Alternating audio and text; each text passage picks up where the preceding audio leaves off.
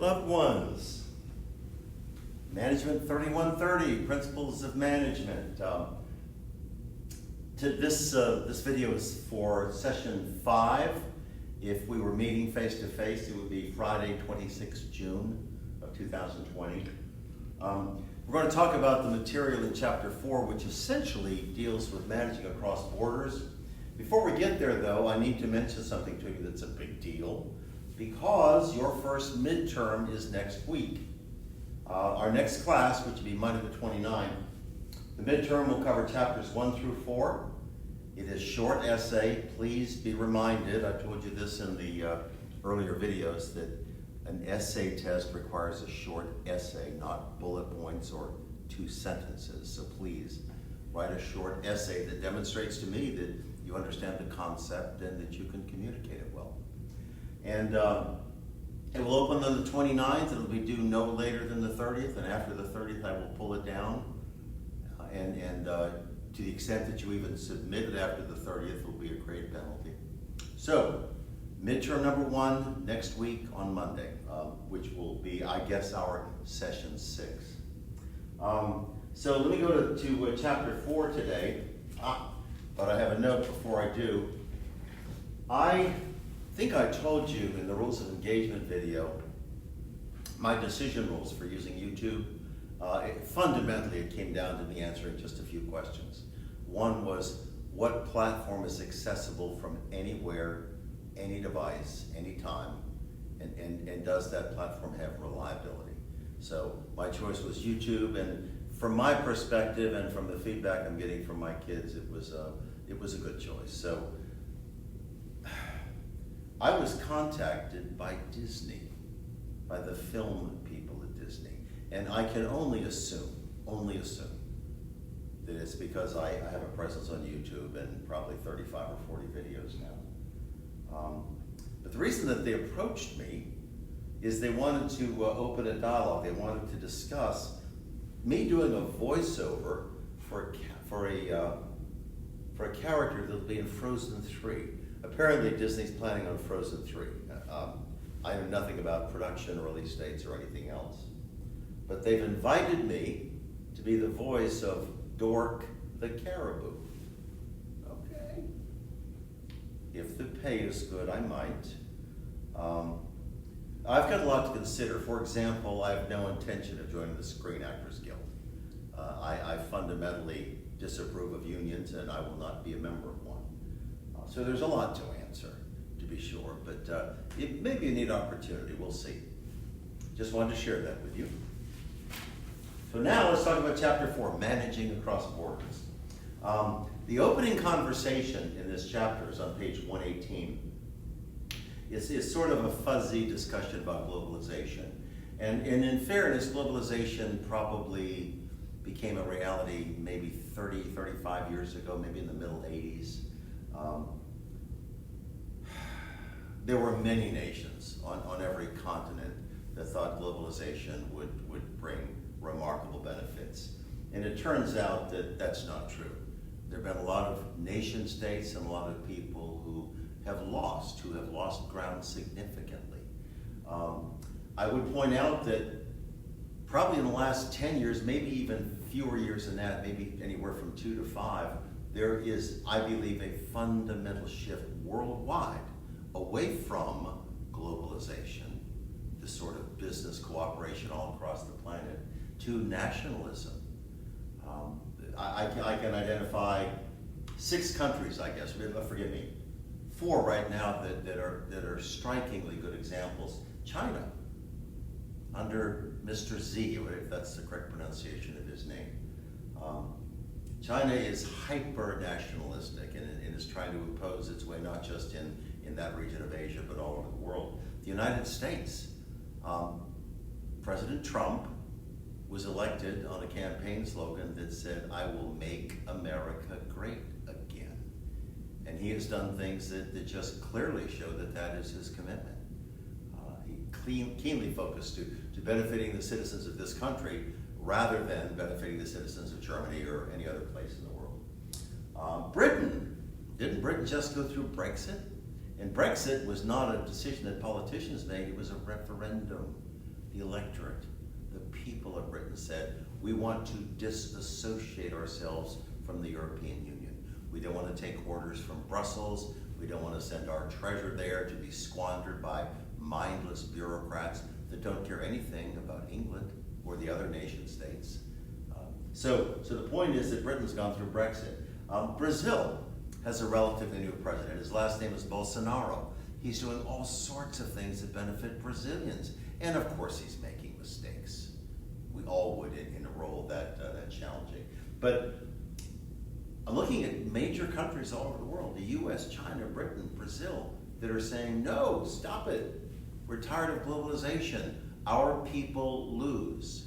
Benefits do not accrue to our citizens. So we, the leadership of these nation states all over the world, Asia, North America, South America, Europe, we are going to do things that benefit our citizens, our nation. So the reality is that, again, for 35 years or thereabouts, there was this big push for globalization. Let's do business all over the world in the hopes that this cooperation would lift everyone, but that has not been the reality.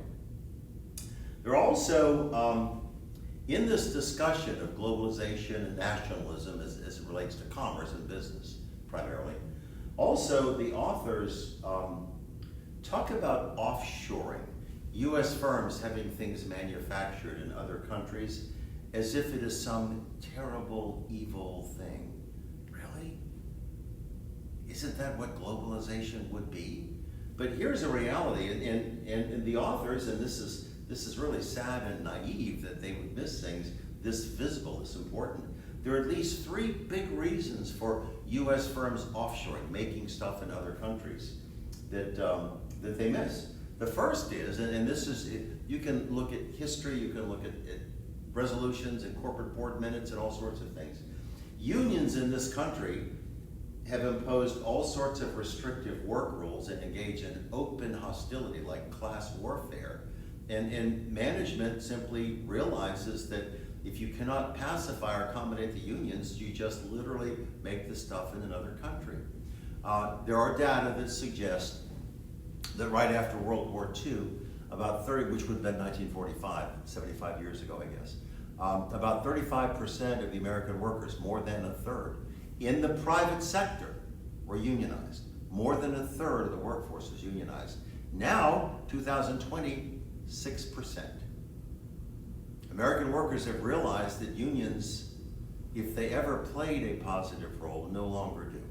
They impose restrictive work rules, companies can't adapt, they can't be flexible, they can't respond because there are these restrictive work rules, and there is open hostility. So many companies have said, instead of doing this with the unionized workforce in the United States, we'll just ship it offshore. Another thing that has changed, but only in the last year and a half, and that is for decades, the United States had the highest, the most expensive corporate income tax rate in the world. Our corporate income tax rates were in the high 30s in terms of percentages. And at the same time, you can look at countries like Ireland that are 11 or 12%. So that is a powerful impetus for American firms to do their manufacturing in other places where the tax burden is not as great. And under prior administrations, there was this enormous growth in regulations, restrictions on the way businesses could conduct themselves. In no way wholesome or positive, just restrictive. And the truth is, President Trump is just started his, completed his 3rd year. The presidency, 2020 is now an election year. And of course he was inaugurated in January of 17, so he's just completed 3 years. Whether you love him or hate him is immaterial. Your likes or dislikes are not in any way relevant to this conversation. He is the most consequential president of my lifetime. He's done things working with Congress, which in parts of Congress despise him openly. He's done things that have meaningfully reduced the corporate income tax rate to make the environment more competitive for American companies. He's reduced regulations across all sorts of domains. Of course, he's done positive things with foreign policy and funding the military, just a number of things. So whether you love him or you hate him, what he has done has been very positive, very beneficial to us as a nation state. And particularly in two of the three things that drove American firms offshore: a massive reduction in corporate income tax rates and a significant and healthy reduction in regulations imposed on businesses. So now, I'm on 126, and the authors ask a question, and they answer it, of course. Why would any company expand beyond its home country? So, let me do this from the perspective that we're talking about a firm that is domestic to the United States, an American corporation. What would ever make it want to do business anywhere in the globe? Well, of course, they talk about stuff that is very intuitive. New markets. If I manufacture swimsuits, if I do, there are about 330 million people in the United States. There are 7.2 billion people in the world. If you put 330 million over 7.2 billion, you'll find that it's a decimal fraction that's roughly equal to 5%. So, if I decide to sell in other countries, that dramatically expands the size of my market. Not everybody has discretionary income, I understand that. But the point is, the US population only represents 5% of the world's population. So this thing about new markets is a big deal. In some cases, companies, again, we're sticking with this model that we're going to look at an American firm that chooses to go offshore. We could just as easily look at a German firm that decides to do business in America or in Portugal or anywhere else. But for the purposes of this discussion, we'll consider an American firm going offshore to other nations. Sometimes, if we go offshore, we have access to resources that don't exist here. I didn't know what I'm about to share with you until my wife and I went on safari. Our honeymoon was a three-country African safari. We went to Mozambique, Zimbabwe, and the Republic of South Africa. I didn't know until I was in Zimbabwe that Zimbabwe is the source of about 75% of the world's chromium. Chromium is an ore, just like iron is an ore. It's extracted from the ground.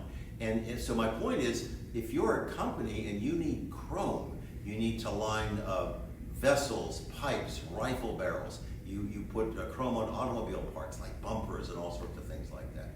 Chrome has hundreds of industrial applications. 75% of the raw material comes from Zimbabwe. You better have a good relationship with the people who extract that ore from Zimbabwe. So sometimes we have to go to other places to get resources. And it isn't just, natural resources. It's talent, it's human resources. For example, India, the nation state of India. Every year in the United States, we graduate about 25,000 engineers, whatever their disciplines are, whether they're industrial engineers, electrical, mechanical, civil, chemical. We graduate about 25,000 engineers. Every year, India graduates 125,000 engineers. So they literally graduate 5 times as many young engineers as we do on an annual basis.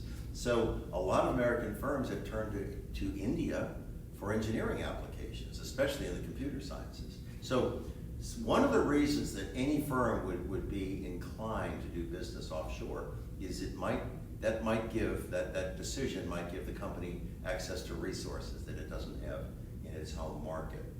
There are also things that represent constraints on business. I'm thinking primarily of tariffs and quotas. For a number of years, the United States had a voluntary quota system with Japan, and my memory is, this would be so easy to verify. My memory is that this voluntary agreement that we signed with Japan said something like this, that the Japanese will only export or not export more than 2 million cars made in Japan to the United States every year. So what that means is if you're a Japanese company and you're manufacturing automobiles and you intend to sell them in the United States, there's a cap. There's an upper limit, and beyond that you can't go because you have this voluntary export quota. So, and the same thing is true of tariffs. But my point is, if you were a Japanese company and you produced in the United States, Toyota has a factory in Georgetown, Kentucky.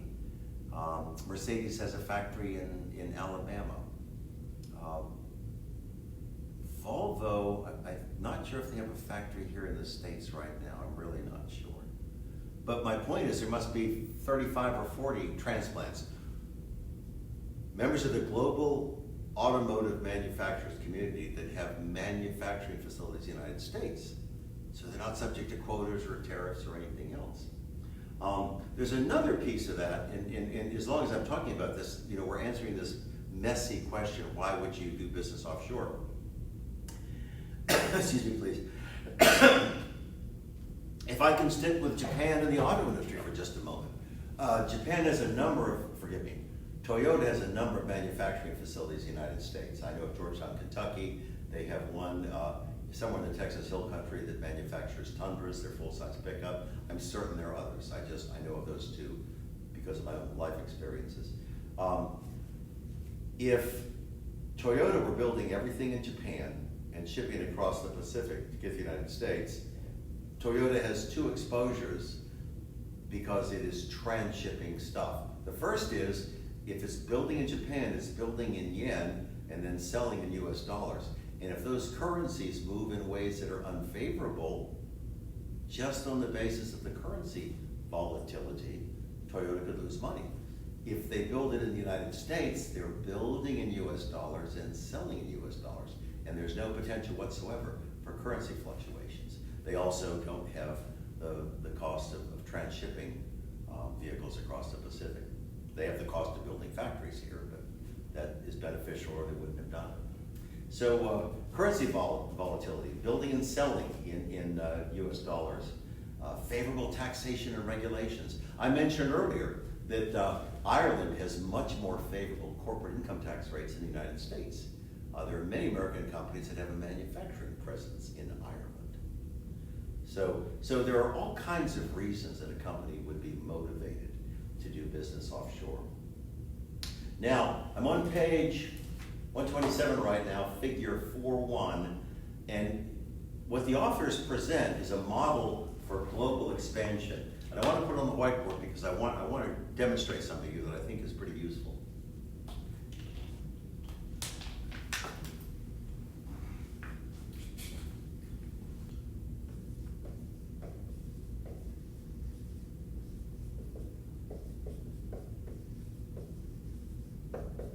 License and franchise.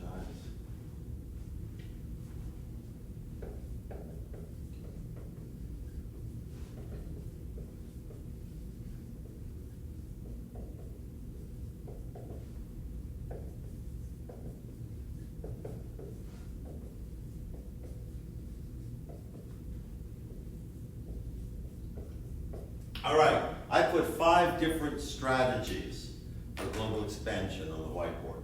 The first one is outsourcing. I'll talk about each of these in depth. Outsourcing, then exporting. This strategy is to either license or franchise.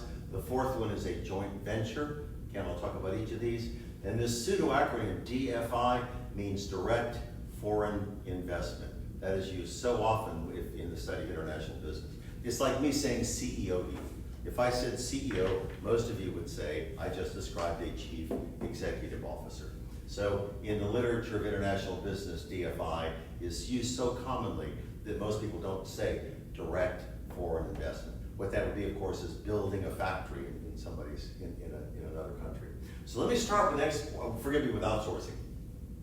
Outsourcing essentially says that we look across the world and we find a source of anything, labor, materials, expertise, whatever the case may be, that puts us in a beneficial position. What if engineers who are educated and trained in India have the same competencies as American educated engineers, but they'll work for 30 cents on the dollar? Same outcome, significantly lower cost. So many companies have many different reasons to outsource, but this is typically the first international strategy companies engage in if they're going to do business globally. So outsourcing just says that you leave your own nation state. You go somewhere else to gather resources, to do something that benefits you. Exporting is precisely what you would think it means. Export says that, again, we're going to stick with an American firm. You manufacture in this country. You build stuff or make stuff in America, and then you ship it to other places. Pretty straightforward concept. Licensing and franchising. To license or franchise says that you own, you have the rights to some business concept or you own intellectual property. Let me talk to you about first licensing and then franchising. These are very, very common ways for any firm, but we'll go with an American firm, to have a footprint, a presence in some other part of the world.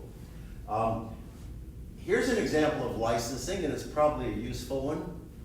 Let's assume that I am Monsanto. If my memory serves, Monsanto is a big chemical company, and it was scientists and engineers at Monsanto 40 years ago or so that developed the first substitute for sugar. I think it's called saccharin. Again, we can verify that or we can either disconfirm it, but I think it was Monsanto who developed the first artificial sweetener, the first substitute for sugar, and of course then brought it to market. Now, what that means is in the United States, let's assume they only had a patent in the United States. So they have intellectual property protection in the United States. What if some other company said, gee, we'd like to manufacture and distribute this, could we enter into a licensing agreement? And if Monsanto said yes, this other company would say, okay, I'm making this up. Here's $500,000. That's the fee for the licensing agreement. And we'll pay you a royalty of 10 cents for every pound of saccharin that we sell or distribute. So a licensing agreement says that someone possesses intellectual property, and for a fee and then subsequent royalties, the holder, the possessor of that intellectual property permits someone else to manufacture and distribute it. And of course, licensing can happen all over the globe. Franchising is not even a similar concept, but these two are often paired together. Domino's Pizza, significant presence in the US market. Domino's has been crushing it in Japan for 25 or 30 years. Domino's franchised that concept to some people in Japan, and it had a huge international presence by virtue of Japan probably has a population equal to or larger than ours. It's probably about 350 million. So Domino's has been franchising pizza stores there for 25 years, which means that they get a franchise fee and then they get royalties on every piece of round pie that the Japanese franchisees sell. So Domino took its business offshore with no investment whatsoever.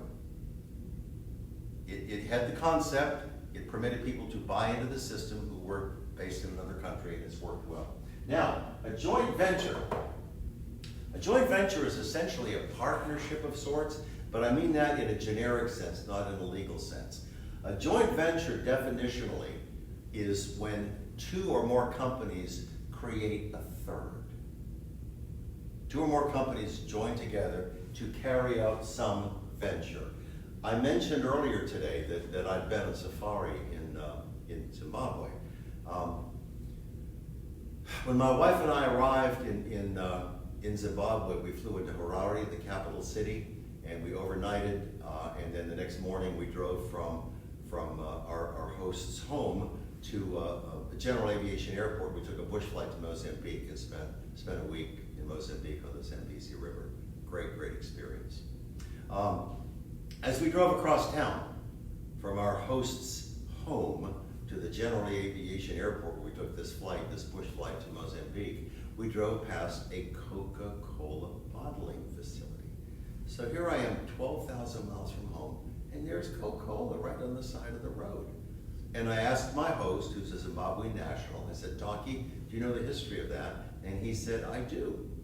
It was in his hometown. He said, a number of years ago, that was a Zimbabwean bottler company that just bottled soft drinks and sold them in this market. And Coca-Cola approached them and said, look, we'd like to form a joint venture. Here's what we'll do. We, Coca-Cola, will give you syrup and marketing support and cash and a bunch of other stuff.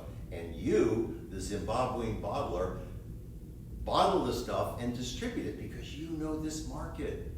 You know where the restaurants are. You know where the grocery stores are. You know what local tastes and preferences are. You understand the customs and the culture of this country, and we don't. So Coca-Cola and this Zimbabwean bottling company joined together to create a third company, and that was this Coca-Cola bottling plant that we drove by, and of course it was beneficial for everybody. Coke now had a presence in Zimbabwe, the bottling plant got syrup, tech support, marketing support, good stuff. So a joint venture, 2 or more companies create a third venture with some commercial purpose in mind. They each contribute some assets. And DFI is a direct foreign investment. That's what happens when a company says, all right, we're going to build a structure, a facility in your nation. That happens so often. So many American firms do that. IBM probably has a presence in 120 countries in the world, a physical presence. Now, could it be a distribution facility? Could it be like a tech support or field support facility? It could. Could it be a manufacturing facility? Of course it could. Of course it could. So my point is that I wanted to show you this, even though this appears in that figure 4.1 in the text on page 127, I wanted to put it on the board because I wanted to try, first of all, to bring these different strategies to life so that you understand them. But I presented them to you in this format because I want you to understand that what I've given you, what I've discussed, is least expensive to most expensive, least risky to most risky. Let me use exporting as an example. If we are exporting, we just make stuff in this country. And before we even make it, we have our manufacturers' representatives in another nation, Belgium or Brazil or wherever, take orders because they have catalogs and samples. So they take the orders, they transmit the orders to us, we build and ship it. So we're in a good place. We only make as much as we know has been pre-sold. We haven't invested anything, we have no exposure to loss. So if the market goes away, we just stop manufacturing those incremental units. So exporting is a very low price, low cost, low risk sort of a strategy. If you decide to build a factory in another country, you're going to spend hundreds of millions of dollars, aren't you? And if anything happens, that is a sunk cost, whether it's expropriation or civil war or who knows what. So the way that I've presented this, I've pulled from that figure in the textbook. From outsourcing to direct foreign investment is to go from the least expensive strategy to the most expensive strategy, and from the strategy that has the lowest risk to the strategy that has the highest risk. And again, that's partly why I wanted to take the time to put that on the whiteboard. So, I'm on page 138 right now, and I have to look at the copyright of this textbook. I cannot remember what it is, maybe 2018, I just don't remember.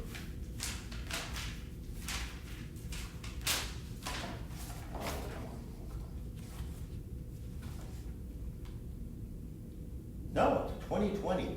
So, previous editions, 2018, 2016, 2013. The copyright for the 9th edition of this is 2020. But here's what I want to share with you. The authors talk in here, in the textbook on page 138, about a group of countries that go by this acronym BRICS. And it is Brazil, Russia, India, China, and South Africa. That's what BRICS is, or where it comes from. And what they do in the textbook is they just say, oh, these are developing nations and they're remarkable and they're on this upward trajectory. Wrong! Not even close. 3 of the 5 countries are struggling significantly. So my point is that change is fast and it's brutal. Russia is so reliant on the sale of crude oil. And if the market, the price for crude oil goes down, so do revenues, and that means that Russia can't afford to fund anything from the government. Not a lot of private industry there. Most of it is owned by corrupt co-ventures with politicians. China's not struggling. India is. Republic of South Africa is on so many dimensions. Currency, agriculture, export. So 3 of the 5 countries that they hold out as being exemplars, really great examples of globalization, are crashing. Change is quick and change is brutal, often. I want now to talk to you about cultural dimensions of doing business, and this is big stuff. I need some board space. So So let me tell you the genesis of this discussion of cultural differences. It's powerful stuff. I have to take you back about, I guess 40 years, back to about 1980. There was an IBM vice president. He was a senior vice president of human resource management, and his name is Gert Hofstede, Hofstede. You don't need to remember that. But it's important that I make the attribution, that you know where this comes from. So, Hofstede is terminally degreed. I think he's got a PhD in something in the organizational sciences, and he's a senior VP with IBM, and he said, we do business all over the world, and our managers have difficulty taking the culture, the experiences from their home nation to interact with others. So I want to study cultural differences, and he got permission from senior management at IBM to do this enormous study to gather data from IBM employees all over the world, because at the time, they were probably in at least 120 countries, and there may be 180 or 190 in the world, including New Jersey. I think that's a foreign nation. All you'll have to do is watch 4 minutes of Jersey Shore, and you will know that those are not our people. So, Hofstede gets permission from the senior management at IBM to conduct this massive survey. And at the time, IBM probably had 150,000 employees, and his response rate was stunning because the company endorsed it. They said, please participate. I don't remember precisely, but it was something like maybe 48%. I've done survey research for my entire career. If you get 2% response rate, you've done something remarkable. But Hofstede had enormously broad participation from IBM employees all over the world, and that's big stuff. So he did some factor analytic stuff, some data reduction techniques, and he said, what do these data mean? So as he did the analytics, what came out of this was he identified 5 dimensions on which cultures differ. And I need to take just a moment to put them on the board.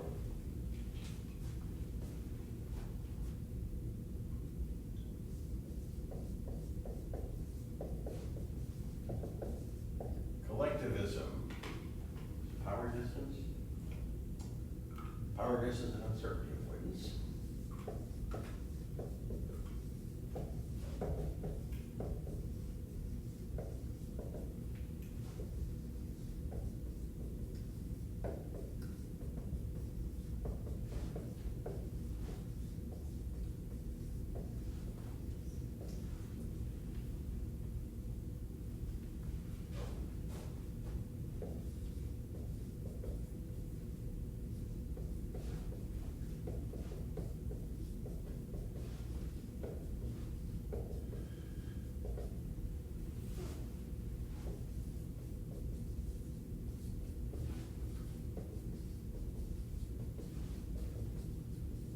All right, so Hofstede's analysis of this enormous wealth of data he got from IBM employees yielded 5 cultural dimensions on which he believes people from different nations differ. And there's no particular order of importance to this. One of them was, I'll talk about each of these in turn. One of them was collectivism. The second was power distance. The third was uncertainty avoidance. The fourth is differences, gender differences, masculine or feminine orientation. And the last one was performance orientation. And that is basically an artifact of time and patience. But let me just take each of these in turn. So collectivism essentially describes the way people in some nation states make decisions. For example, in the United States, we are highly individual.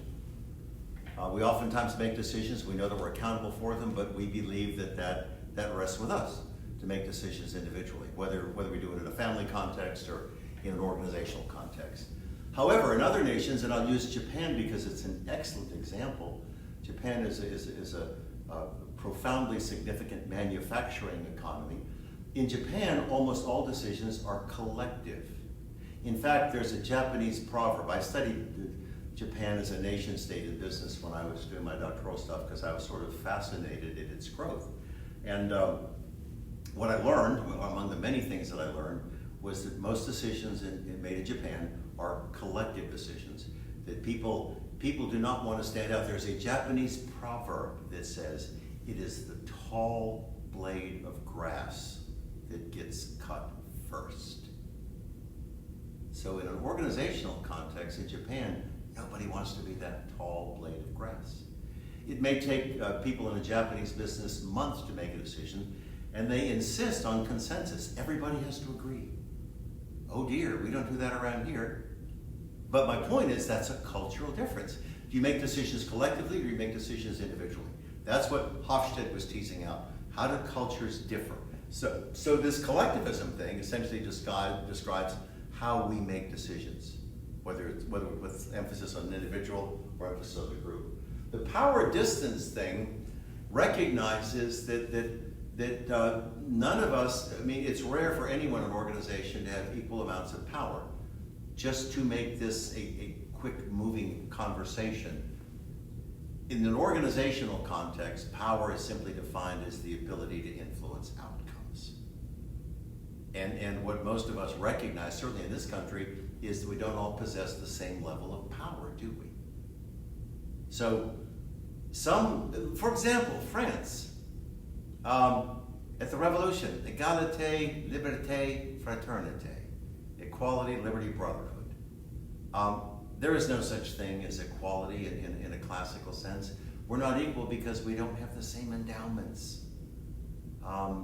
Tiger Woods gets $100 million a year to play golf. Why don't I? I'm not a good golfer. He possesses skills that I don't have. We are not equally endowed. We have equal access, but it's absurd to suggest that we would ever have equal outcomes. So there are always going to be distributions in power. When I say distributions, people will differentially possess power. Some people will have more than others. So, but in some countries, rather, there's this notion of this egalitarian thing that everybody should be equal. That would describe countries that are socialistic, that sort of a thing, but it certainly doesn't describe us. Uncertainty avoidance. America, we Americans as a nation, we are incredibly resilient people, but we're also very comfortable with ambiguity. Very few things in our lives have certainty. Some things do, but very few of those things. So we as a nation are comfortable with ambiguity, with not having certain outcomes. And there are other nations that intensely dislike ambiguity. I've spoken, when I taught at another university, we had an international MBA program, and I would have about 45 German students a year. And the German students, these MBA students, would tell me that almost everybody in Germany, in today's society in Germany, avoids any sort of a decision that could go south because they don't want to be wrong. There is an aversion, a risk aversion among Germans today as I speak. People don't want to make a decision and then be proven wrong. So as a society, as a nation state, Germans like to avoid uncertainty. We as a nation state are fine with it. That's where innovation comes from, and invention, and a lot of other cool things that we do as a nation state. The masculine feminine thing is something that is an understandable tension. I hear from my female friends that there are still situations or pockets of what they would call sexist behavior, where women are denied opportunities or treated poorly. I think that's quite rare, but I don't dispute that it exists. But there are some nations where women do not have what you and I might call equal rights. For example, I think of the theocracies where Islam, the religion, is embedded in the government, like Iran is a good example. Iranian women cannot leave their homes without a male member of their family accompanying them. They can't drive, they can't get education, they can't dance, they can't listen to music.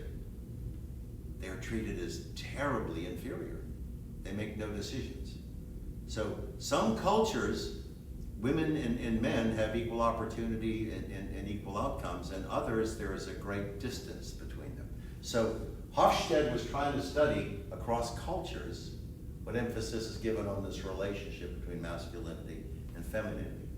And the last thing he talked about in this original study back in 1980, whatever the exact date was performance orientation.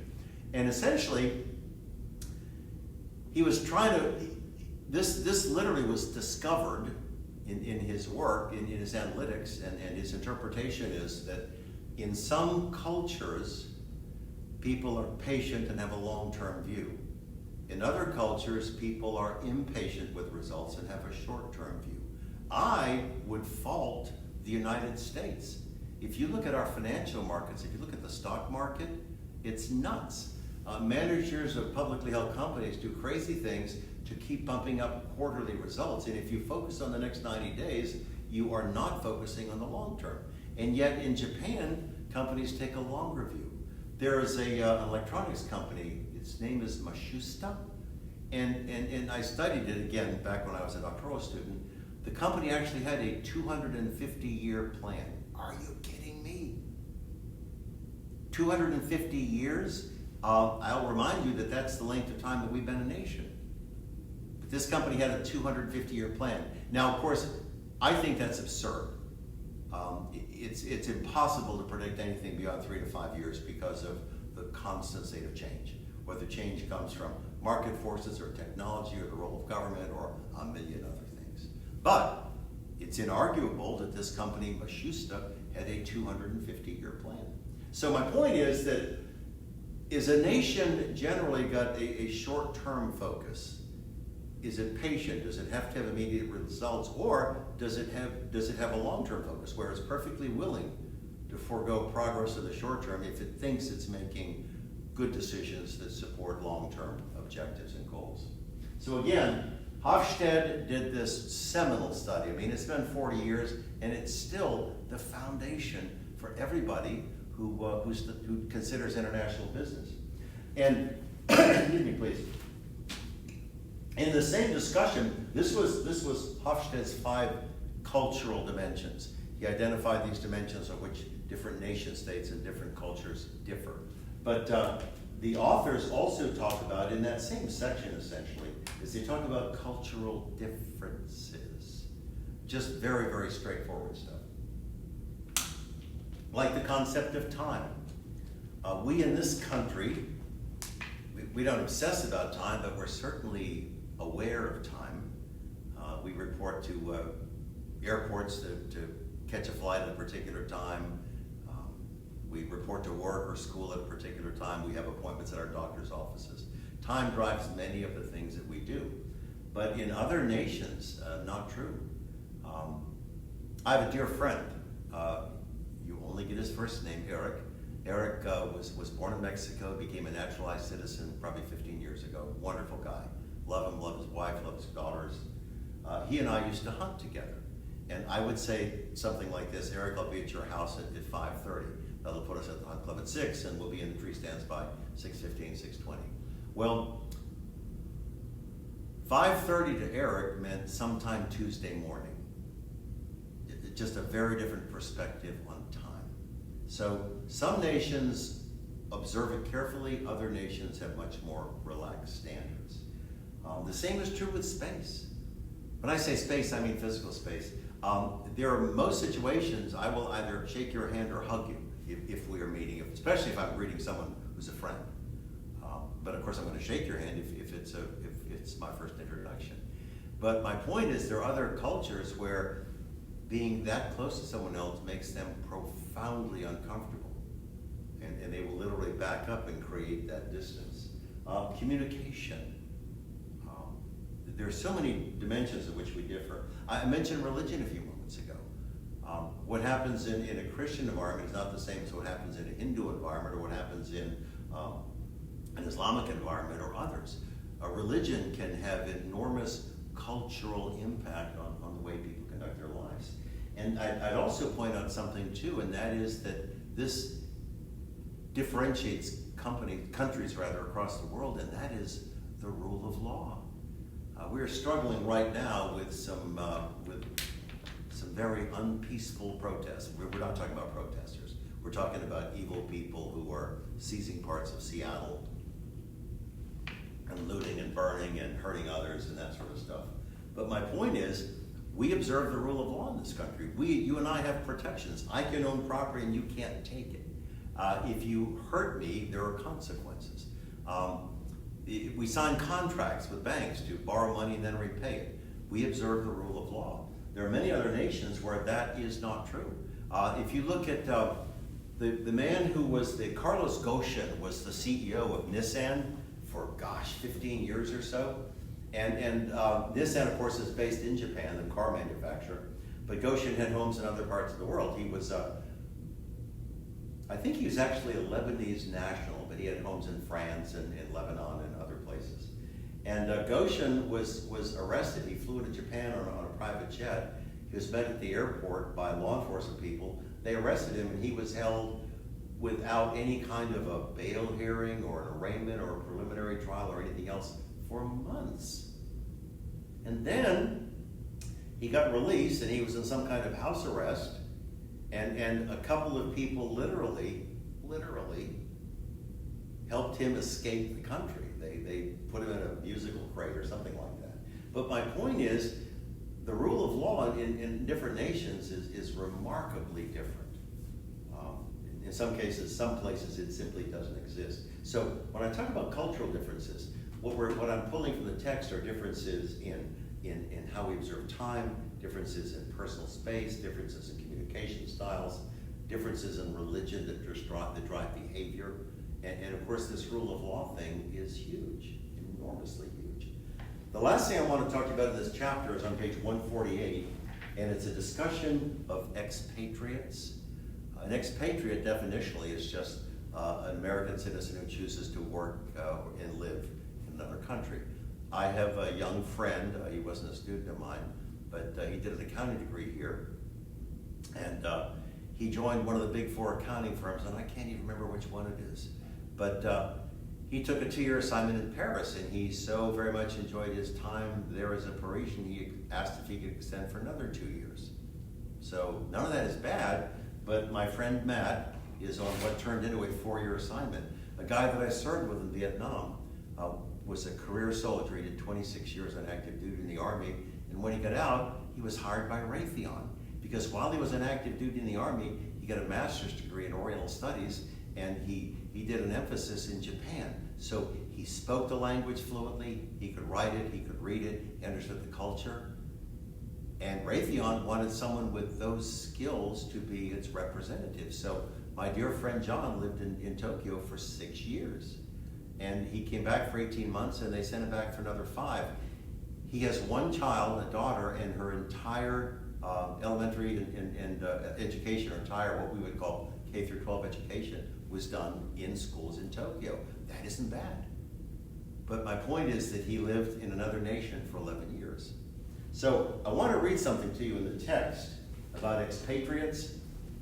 And the reason I want to read this to you is there are many people, I think, who have the notion that working in another country, being employed with an American firm and working in another country is just extraordinary. And it may be. I've never gone down that path, but one of my faculty in my doctoral program made a major research emphasis across his entire distinguished career was to study expatriates, American citizens who served some country abroad for a number of years and then returned to the United States. Daniel was fascinated by their experiences, and that sort of sensitized me to the fact that being an expatriate often raises problems. So I'm on page 148 right now, and here's the side heading. U.S. managers on foreign assignments, why do they fail? Oh dear. And here are a couple of things that it points out. It says that early turnover is a common problem with expatriates. And by early turnover, they mean the individual leaves the company. I know partial explanations. For example, if you're in another country for 4 years, 5 years, 6 years, and we just talked about 2 of my personal friends who've done that, for a minimum of 4 and a maximum of 11. If you're in another country for that length of time, minimally 2 things are true. First, you don't have a support system in your own company. There's no opportunity for you to grow or be mentored. You're not aware of what's happening except in your local branch office. So your opportunity to grow and develop is essentially arrested. That's a big deal. That's one of the reasons why so many people leave firms. They actually say that as many as 25% of expatriates leave a company immediately after returning to the United States because they realize that there have been so many changes, tech changes, societal changes, organization changes, that they are isolated and they can't adapt.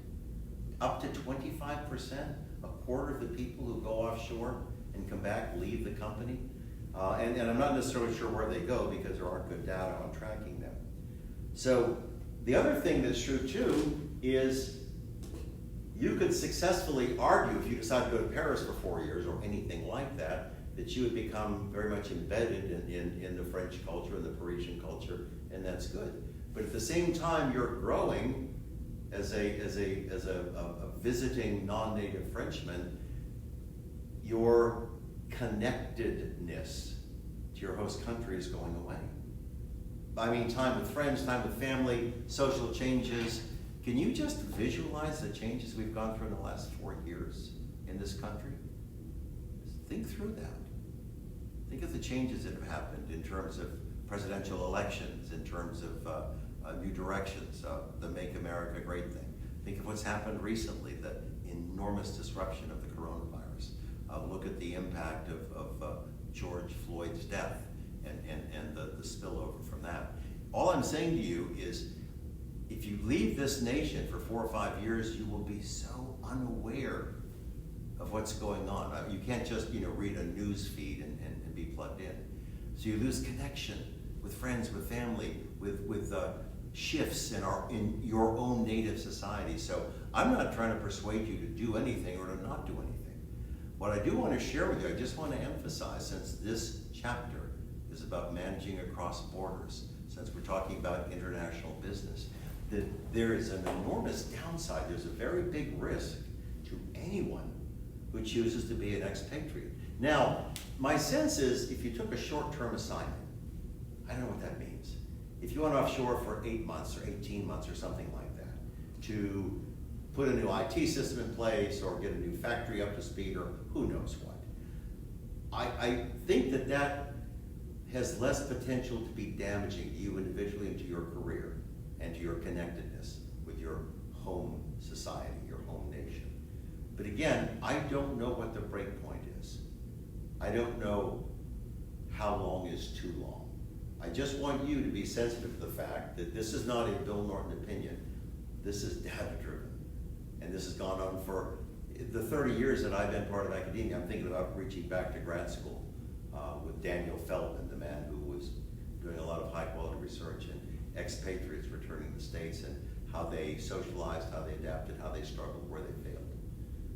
Simply be aware of the fact that a disproportionately high number of expatriates return to the States, leave the company, and have an enormously difficult time sort of adjusting, getting reacquainted with their their home nation.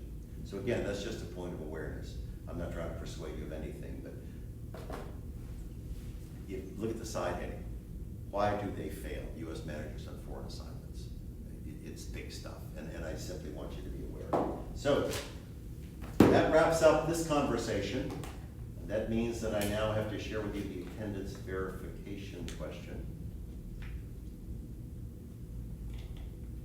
I have been approached